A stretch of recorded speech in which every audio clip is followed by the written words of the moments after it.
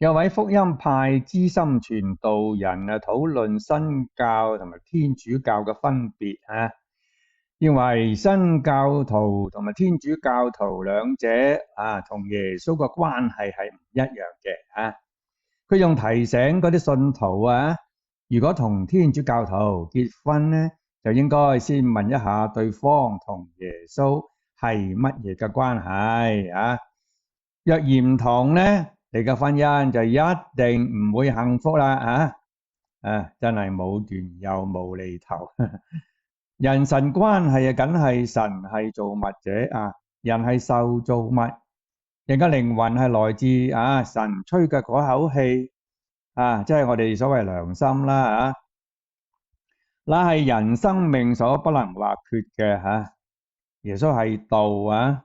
係靈魂之所在，本就常在我心間我突然問你同耶穌係點嘅關係等於問你同你嘅靈魂良心，又或者你同你嘅雙眼係有乜嘢嘅關係？阿小麗真係唔識答啦神愛世人信佢唔信呢佢都愛你嘅人神關係就只有一個賞善罰惡，平等無差別。神係冇你我之分嘅只有亞當夏娃食咗禁果，睇到自己才有咗私欲呢個原罪。關係係點？係唔係自己有？只會響人類社會先至有嘅咋